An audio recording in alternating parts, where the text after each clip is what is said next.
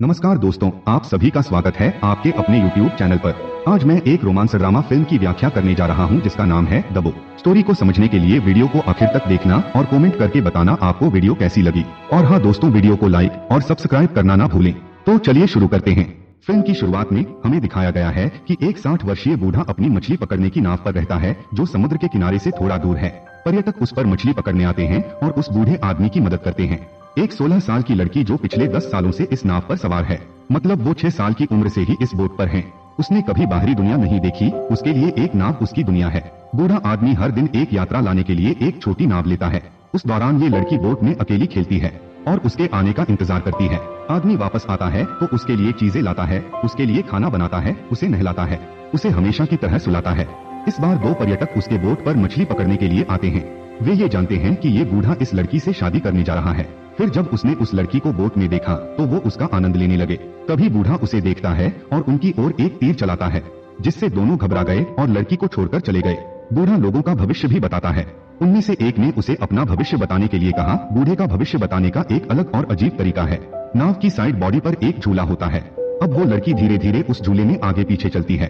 दूसरी ओर बूढ़ा आदमी छोटी नाव में खड़ा होकर उस बुद्ध पेंटिंग पर 3 बार तीर चलाता है। इसके बाद लड़की तीनों तीर निकालकर बूढ़े के कान में कुछ कहती है और बूढ़ा भविष्य गोवर के कान में कहता है। जल्द ही वो लड़की 17 साल की होने वाली है। बूढ़ा शादी के बचे हुए दिनों को कैलेंडर में गिनता है जब वो उससे शादी करेगा, जो अगले महीने की 12 तारीख को है, जिसके लिए वो अभी से जूते, शादी की पोशाक और अन्य चीजें खरीदना शुरू कर देता है। ये सब दिखाता है कि वो उस दिन का कितनी बेसब्री से इंतजार कर रहा है। हर रात वो उसके लिए एक संगीत वाद्य यंत्र के साथ एक मधुर गाना गाता है। फिर एक दिन के लिए 2 और लोग मछली पकड़ने आते हैं। उनके पास कैमरा है जो फोटो खींच रहा था। ये सब दूर खड़ी लड़की को अपनी ओर आकर्षित करता है, क्योंकि बाहर की दुनिया उसके लिए अनजान है। लड़की को देखकर दोनों ने उसे फोटो लेने के लिए बुलाया और मौके का फायदा उठाकर उसके साथ बदतमीजी करना शुरू कर दी। ये सब देखकर बूढ़ा उन्हें तीरों से डराता है और फिर उनके बीच दरार आ जाती है। अब दोनों प्लान करते हैं। वो पहले बूढ़े को रस्सी से बांधेंगे, उसके बाद वो लड़की के साथ कुछ भी कर सकते हैं। बूढ़े को बीच बचाव कर लड़की को पकड़ने का प्रयास किया, लेकिन लड़की हर कदम पर उस बोर्ड से वाकिफ है। वो वहाँ से भाग जाती है और फिर उन दोनों को तीरों से घायल कर देती है।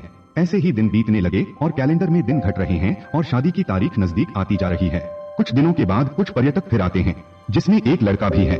दोनों एक दूसरे को देखकर आकर्षित हो जाते हैं। ये बूढ़ा आदमी पसंद नहीं करता है। लड़का हेडफोन पर गाना सुन रहा है। फिर लड़की उसके पास जाती है और हेडफोन निकालकर उसके कान में लगा देती है। लड़का उससे पूछता है वो बूढ़ा आपका दादा है और आप किस स्कूल में पढ़ते हैं, लेकिन कोई जवाब न देकर वो बस मुस्कुराते हुआ गाना सुनती है। ये सब दूर से देखकर बूढ़ा गुस्से में उसे दूर ले जाता है। पर्यटक समूह रात में नाव पर रहता है। लड़का नाव में चल रहा है और उसकी नजर उस लड़की पर जाती है जिसे बूढ़ा नहा रहा था और ये देखकर लड़का सो जाता है। अगले दिन वो अपने पिताजी से पूछता है क्या ये आदमी उस लड़की का दादा है। तब उसे अपने पापा से उस लड़की की कहानी सुनकर बहुत बुरा लगता है। अब उसके पिताजी उस बूढ़े आदमी से भविष्य बताने के लिए कहते हैं, लेकिन उस लड़की को इस तरह देखकर उसे बहुत गुस्सा आता है। उसे लगता है कि ये आदमी उस लड़की के साथ अच्छा नहीं कर रहा है। उसका भविष्य सुनकर उसके पिता खुश हो जाते हैं। अब वापस जाते समय लड़के ने लड़की को अपना हेडफोन और वॉकमैन दिया। यहाँ बूढ़ा गुस्से से सब कुछ देख रहा है। जब बूढ़ा वापस आता तो पहले लड़की उसका इंतजार करती थी। बूढ़ा दौड़ता हुआ आता था, लेकिन इस बार वो नहीं आ रही है और अपने हेडफोन पर उनके सामने गाना सुन रही है। बूढ़ा आदमी गुस्से में हेडफोन नीचे फेंक देता है।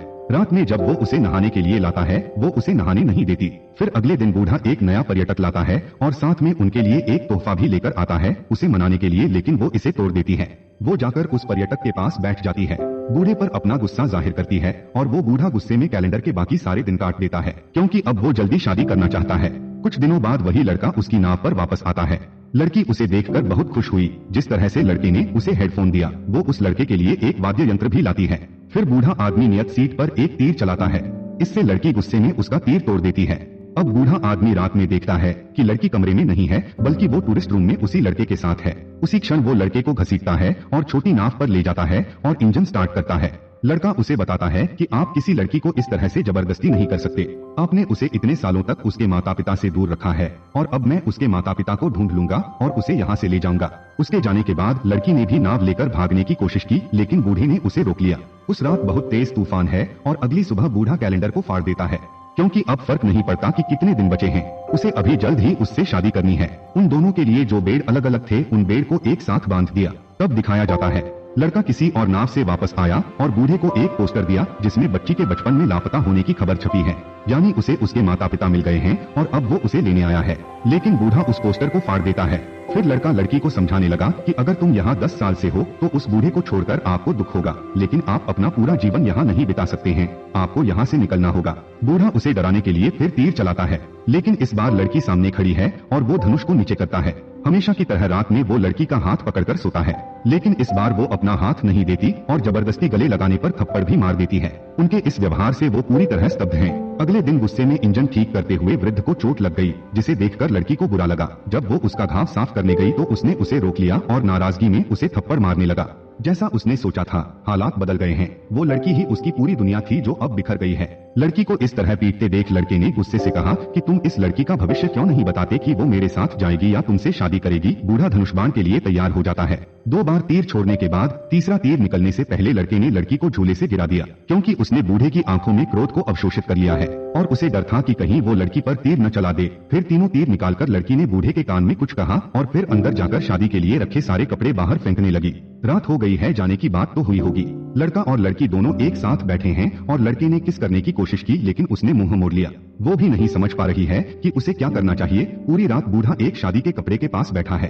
अगली सुबह दोनों छोटी नाव को छोड़ने के लिए तैयार हो जाते हैं और बूढ़ा वही रहता है, लेकिन अब नाव थोड़ी दूर जाकर फंस गई। नाव आगे नहीं बढ़ी और रुक गई। फिर लड़की ने कुछ देखा, फिर उसने नाव को वापस घुमाया और चली गई और देखा कि बूढ़े के गले में एक रस्सी है। वही रस्सी उस छोटी सी नाव से बंधी है। बूढ़ा सुसाइड कर रहा था। उस लड़की की जुदाई उसके लिए मौत के बराबर है।